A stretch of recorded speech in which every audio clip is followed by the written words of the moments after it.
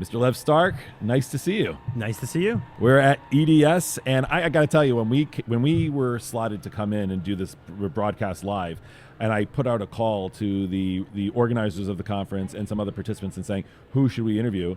It was like, Lev Stark, Lev Stark, Lev Stark, Lev Stark, Lev Stark, Lev Stark, Lev Stark, Lev Stark. So I was like, okay, so this is obviously a slam dunk. I got to get Lev Stark on here. Okay. And everyone basically communicated to me that your professional background's an interesting one. How it plays into being an executive director and CFO of a very successful school in Florida. Let's get a little bit of background. Let's start with your background, and we'll uncover a lot of good questions and conversation around it. For sure. Who is Lev Stark? Where did you start career-wise? Yeah, so when I grew up, I was going to be a lawyer. I was going to be a prosecutor, and that was my trajectory. Wow. And then life happened. You know how that happens, right? Kodesh Baruch Hu decided that is not what I was going to be. And I ended up going in business, working for a company called Edmunds.com, or it was called Edmunds Publishing at the time. It was a small publishing company that did a quarterly automotive guide. Sure. Which at the time was beginning to go online. The whole online concept or the universe was brand new. It was back in the late 90s. And I stuck out with them, and we built a major company. What was your role at Edmunds? I had different roles. I was the executive vice president of the publishing portion for several years. Ultimately, I ended up being the content czar. Content czar, was that its official title? That was literally my title, content czar. All right. Which meant that any content coming out of our company was under my purview, which included all car reviews. So the entire automotive editorial team worked for me. So I had the largest, by the time I left, I had the largest automotive editorial staff on the planet. Bigger than Motor Trend, bigger than Car and Driver. We were the largest. We were rating more cars, reviewing more cars. And the perks of such a thing is, because I'm not even a car guy, but the perks of such a thing is that I had a new car every 2 weeks. And that sounds amazing. My neighbors all thought I was a drug dealer because of that. But there's a lot of obligation when you drive a car. Is you got to give all the reviews and information. So I guess you're right, because you're not there just to relax and enjoy the car. I'm not there to enjoy the car. You're always on. That's correct. I'm driving a car and I'm thinking, But how's the suspension? Exactly. How's the turn? Yeah. So how does that lead to chinuch and to I was going to say. So that's not an obvious trajectory. trajectory It is not. to running a school. I left Edmunds.com and went off to go work at TwinMed, which was a brick and mortar owned by the Rechnitz twins, very famous. They're big Bali Tzedakah, and worked with them to bring their company more to a click and mortar. They do support services for the hospitals and nursing homes and all of that for products, and worked with them for several years. And then went off and started my own business. And while I was doing my own business, the executive director at my children's school was gone one day. He literally was there one day, and the next day, the equivalent of like going out for a pack of cigarettes and never coming back? Pretty much. He quit, fired. I don't even know. I don't even know the story. Right, okay. I don't even know. Just there one day, gone the next. Gone the next. Okay. And as I watched the school start to suffer, this is Yavne Hebrew Academy, because they didn't have someone in the position as a former board member and a friend of the president and the various board members. Sure. I said, look, my company's doing okay. Let me just come on board, and I'll be the interim director of operations, because I can run the companies. That's not an issue for me. Like a chesed. Let me help you out. I wasn't paid. Oh. They literally didn't pay me anything. I moved into the office. I got paid zero, and for several months helped as we looked for an executive director. Right. After a year of doing that, they asked me if I could stick around for a little bit longer. I said, sure, but you got to pay me something. So I was paid. I remember my first year of being paid was $30,000, which was less than the receptionist was making. Yeah. So I had two levels of people under me who all earned more than I did. But again, I was doing it because I needed my kids' school to survive. Right. And we were building structures and doing okay. Then they asked me to stick around and actually be an executive director, which meant I have to really think about my trajectory. I was loving it. The lifestyle for me was so rewarding, and it was so wholesome. And I was around the children. I was around my own kids. I got off the chagim, and they had off the winter break. And suddenly the money that I was making in the private sector it didn't matter anymore. Right. As long as I could pay my bills, my quality of life was exponentially greater. And so I took on the role of executive director. I stayed there for 8 years. And how were the skills transferable? What were some of the things that you brought from your for-profit world? I will never forget. in the for-profit world, and bootstrapping it, one has to really, you got to be operating fast and furious. You make mistakes, and which is part of the process. Sure. You got to make mistakes, and you got to try new things. And I'm pushing the envelope, and the head of school comes over to me and goes, "Levin, I love you a lot, but you got to slow down. You got to slow down." Oh, slow down. And I said, with all due respect, you guys got to speed up because we have to do things and we have to change how things are Sure. around here. And because of that, we kind of compromised. I brought in marketing skills from the outside world. I brought in accounting skills from the outside world. And I brought in operational skills. So I was renegotiating contracts. I was renegotiating contracts with vendors and with insurers. And I had the chairman of the board would stop in 3 days a week after he was finished with chakras into my office to mentor me on school issues, because I would run into things I'd never conceived of before. For you, your learning curve is just school as opposed to yes, all the that's good correct. things you're bringing. The mistake that's made constantly in the school universe are people who are on boards who are convinced that they are smarter than everyone because of their wealth. Right. And sometimes they are smarter. It's in like their the fact that space. they give me Hagba because I'm tall. I'm like, they think there's a correlation between height and strength, and there is not. Yes, exactly. So you get some guy who maybe is really, really successful in his business somewhere else, Right. and tries to transfer and tell school how to do what they do. And there's a nuance. A school is its own entity. Just because you're really good at running a bank does not mean you know how to run a 7-Eleven. Right. Okay, it's a different industry. So that was the nuance that I had, the learning curve I had. I had a great mentor during a full year, and then I was off and running. And implementing some new marketing ideas and strategies, which, by the way, are being done by schools now nationwide. Mm-hmm. Concepts that we take for granted right now on these montage videos on first day and posting things on Facebook. And that was not happening back in the day. Right. We were on the forefront of doing that kind of stuff. The concept of marketing, the concept of, it's very interesting. The question I pose to schools all the time is, would Moshe Rabbeinu be a good marketer? Ooh, good question. And the reason I ask that question is because Moshe Rabbeinu is famous for being an anav, right? He's a humble. He also had a speech impediment. Good point. But the question is, could someone whose core being is humility be a good marketer? I see. Can you put yourself out there if you're someone who's inherently a behind-the-scenes type? And what I have to remind people, especially the Rabbanim, is that he was the best marketer because while he was an anav for himself, he advocated on behalf of his people. Right. And when a Rav tells me it's not nice, it's not to go out there and make a video, it's not good to post, to brag. Like, no. You brag about everything your teachers and your students are doing. If you don't do it, no one's doing it for you. You champion your team, your school. As a parent, I learned while walking around a school how wonderful and how crazy, in a positive way, schools can be that parents just don't know about. And the number one answer a child will give, any parent, when they're asked this question, what did you do in school today? The number one response is nothing. Literally, they will say the word nothing. Sure. Did nothing. Yep. You went for 8 hours. I didn't do nothing. anything. So we start to change the paradigm on getting information out to parents before the day was over with pictures or videos or text messages or emails, Right. so that the conversation is no longer, what did you do in school today? But it was, I see you did X, tell me about it. Oh, that's beautiful. Okay. The other thing that we tried to do is we realized that a school, from a marketing perspective, there's about a half hour a week where a school will make it or break it. And that is, and I can tell you exactly when it is. What does that mean, make it or break it? Oh, I'm going to tell you right. exactly when this is. There's a half hour a week, and it's right after people have challah on Friday night. Okay, so this is what happens. They wash. Yep. Okay? They go have challah. And now the conversation begins at the Shabbos table. And you've got a guest over. And what's the number one topic of conversation amongst parents, their kids, and their kids' school? And if we are not giving our parents something to talk about Real ammunition. in a positive way, the void will be filled by the negative. Because we're Jews and we love to kvetch. So we made it our business to give our parents something to talk about at the Shabbos table in a positive way about their children, about their school. And from a marketing perspective, it was brilliant, and it paid off in spades. And so conceptually, I urge all schools, give your family something positive to talk about, because if they don't, they'll focus on the negative. Because there's always going to be negative. There's always going to be a teacher that did something wrong. There's always going to be a kid who's bullying another kid. And if that's the only topic of conversation, you're done. Especially in a competitive market, you're going to be done. It's over. Right. So at this point of the story, you're still in California, right? I'm in California. I'm minding my own business, doing my own thing.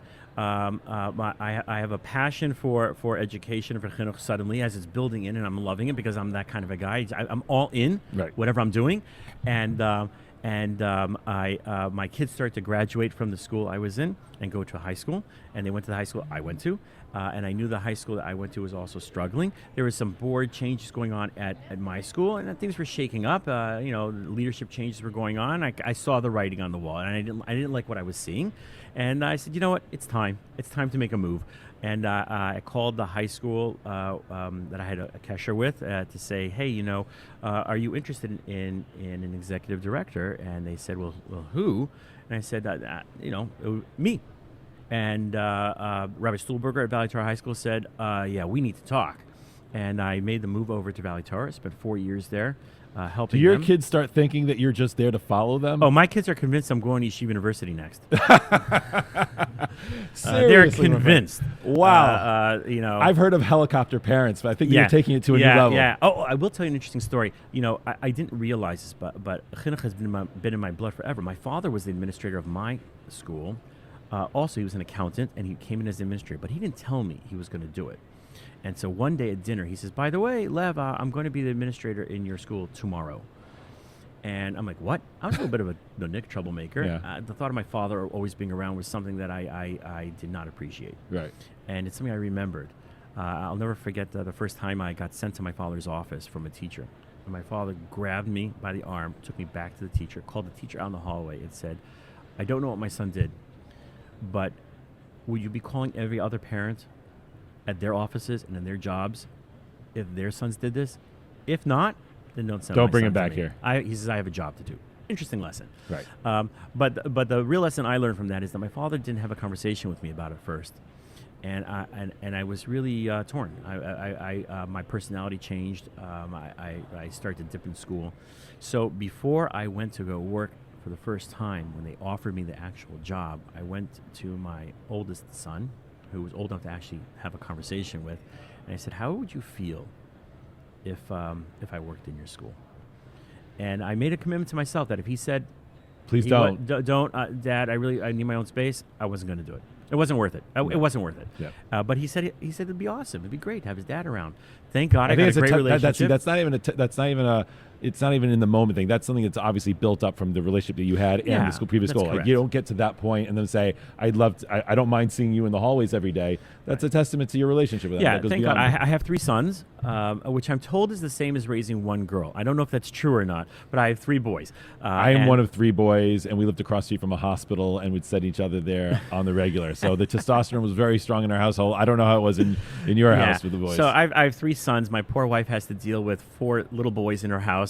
Yes. So you're the littlest. And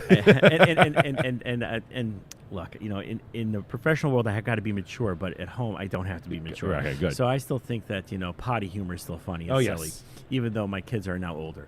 But bottom line, I went to the high school. I worked there for 4 years. I loved Valley Torah. They loved me. We did a lot of work together. I was able to structure them and bring them out of being more of a Hamish environment to a more professional shop. Sure.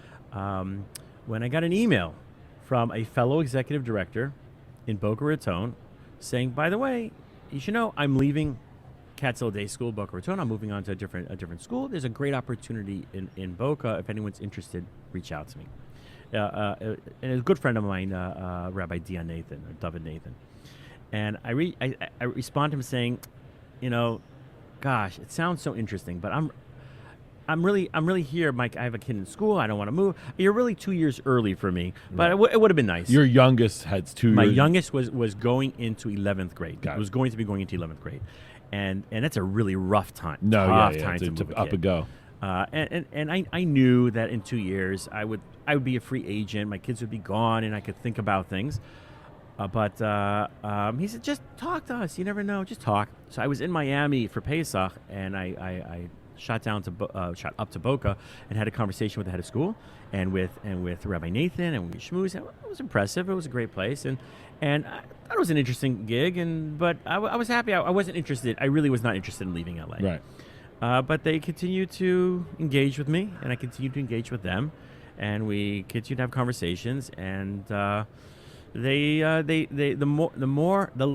less interested I was, the more interested they were, which was odd. I'm not used to being the pretty girl at the dance. Yeah. So and it worked out, and thank God it worked out. And I made the move. And Valley Torah, to their credit, they were so kind and so nice, and saying they really understood what I was doing and why I was doing it. And they said, you have a home here. It's never a problem. And but they wished me well. Right. And so I left on great terms with the Valley Torah. I'm still in contact with them a lot. They'll still call me for advice here or there. And I went to Boca Raton, and I started a new life. I grew up in Los Angeles. I went to the schools in Los Angeles. Got married and lived in Los Angeles for most of my life. So moving to Florida was a big change for me.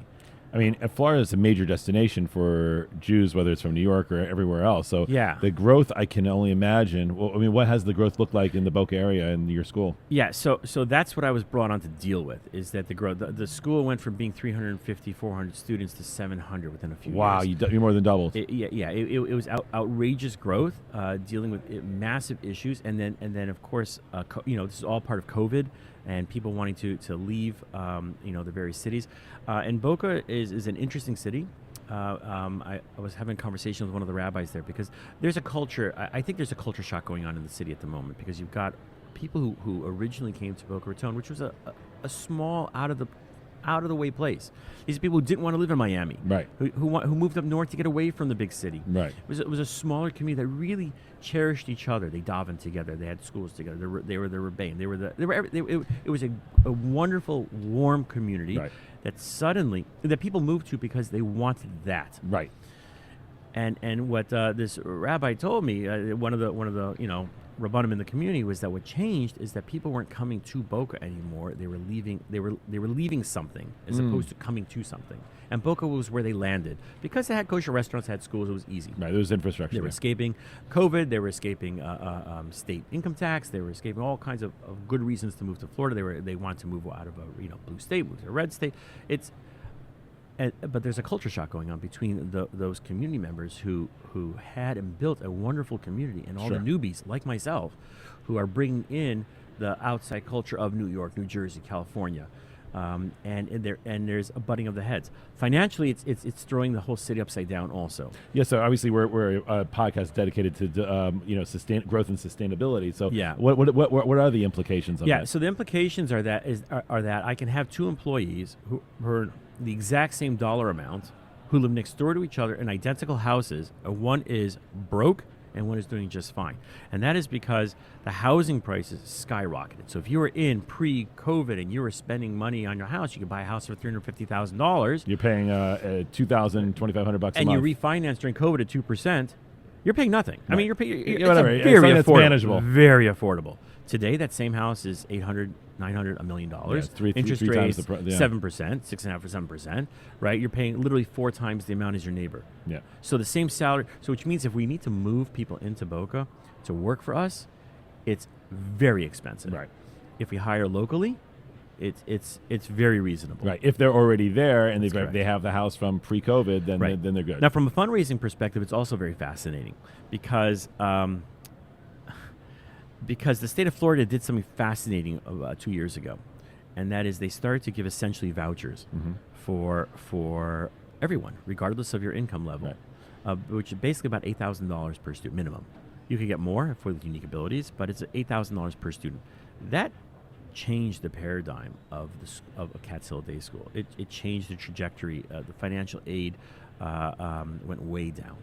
Families that needed $5,000, $7,000 in support suddenly didn't need it anymore. Right. So that changed the school's ability to pay its bills. It changed its fundraising focus, and we're still trying to figure it out because it's all still so new. It's only about a year old, and all the credit goes to the advocacy group Teach Coalition and Teach Florida, who really pushed the State House to pass these laws to give the schools these vouchers. Interesting. So the schools that were relying on funds such as ours the fundraising is completely different now. The narrative is different. The need is very different. What's the narrative? That's what we're struggling with.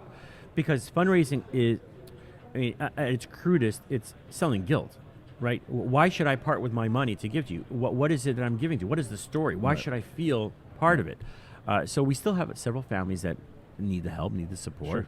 Sure. We are giving substantial financial aid, obviously, like all yeshivas and schools. We don't turn people away because of their financial need, although we could, right? Because we're oversubscribed.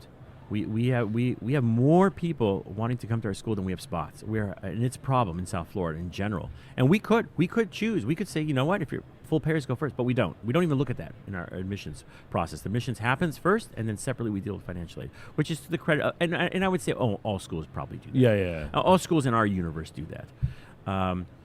But we're struggling to figure out the fundraising. We just built a new building. And we asked our parent body to please make tax-deductible donations towards our building fund because we need to raise some money to help offset the expense. We were going to cover most of it. We had donors for most of it. We had a $2 million gap that we need to fill. And we turned to our parents and we said, look, the state's been very generous with you. You guys are doing a lot better. Full payers especially. If you were a full payer before, you had the money. Yep. And you got 4 kids in our school. You suddenly got a $32,000 gift from the state. We're not asking you to give us the gift. That's yours. You paid the taxes. That's your money. Right. But tzedakah, a little, maybe 10% of that would be nice. Yeah, I think there's definitely a mindset change for a lot of, especially in the day school sector, where people have a relationship with the school that's transactional. I give you tuition, I get a service, I get my kids' education. So when they think of when it comes to charity, they're not like, oh, it's not. I'll go give to United Hatzalah. Yeah, I'll go give another place, but the school does. The school gets my tuition. To be crude, schools are not a sexy place to give a donation. Right. Although it should be, because it's Jewish education. We're people of the book. They should be part and parcel with what we're investing in. I think it's because they give a lot of money. It costs them a lot, also. Correct. But they're spending a lot, and it is a lot. Right. And by the way, and I'll say that it to the families that are on financially, it's more for them than it is for those. Right. It's harder for them to come up with even the 50% they're required to pay, right, or whatever, the 10%, whatever it is. It's harder for them to do that than it is for someone who's paying full. They are sacrificing more in their lives to syndicate. But to go back to what I was saying before, which is that we asked the families to please make donations towards our building fund, and we were really disappointed with the responses. We were not getting the responses. It wasn't coming through. And we have now this debt that we have to pay off. And so it has to be, we're reflecting now in a tuition increase that is not, look, no tuition increase goes over well, but it's a hard pill to swallow. But we have to pay our bills too. Right. We're a business in addition to being a mostos and being a place of a yeshiva and Jewish education. We still have to run an actual business that needs to be viable, that needs to be sustainable, and it isn't sustainable if we aren't charging the parents what it actually costs. Right. And so from that perspective, it's coming through in the tuition. Now, still, look, South Florida tuition is still lower than most of the country, and then you tack on the $8,000 from the state. It's still a great deal, but it's still a lot of money. It's still a lot of money, of course. Private school is private school. Yeah. Okay, so what's next in store for Love Stark? I got to Boca a year and a half ago. Yes. I'm loving every second of it. I downgraded weather from Los Angeles to Boca. It's the only downgrade I made. Everything else was an upgrade. Amazing. The city's beautiful. The people are wonderful. We have kosher food. We got kosher restaurants. We got the mikvahs, shuls, plenty. It's careful selling it too hard. You're going to get more people who want to send their kids to your school. Okay, so what I will tell you is what we tell everyone who's looking at us: don't move to Boca until after you've arranged for your kids to go to school. Don't just show up and assume your kids have a place, because we are at capacity. And so it's your school, and I'm sure other schools Not have just the same our problem. School. All of the schools in South Florida are at capacity. We're building, but we can't build faster than the kids were coming. Miami, Hollywood, Boca, all having these problems. All of it. We are at numbers that are off the charts. Thank God. But don't just move to the city and assume. Yeah, of course I'll get a Jewish education. Yeah, it's a problem. It's a problem because our priority is to the families in South Florida who are here already. Unbelievable. We have to take them. We have an obligation to them, and you don't have to move just yet. Right. Take care of your kids' education first. Make sure you're signed up for a school before you move to South Florida. Well, Lev, thank you very much for your time today. Really, thank you for problem. being at the EDS and really being involved in a lot of the programming. My pleasure. It's clear why many of the participants look up to you professionally and come to you and come to us and say, appreciate you that. should be on here. I don't know why, but I'll take it. Well, you should have lots of hatzlacha, continue the good work you're doing, and let's definitely probably Keep in circle touch. back on the next time we have a big topic to talk about it. It sounds like you might be a very qualified executive director to discuss it. Appreciate that. All right. So Thank thank you you very so much for your much. time. All right.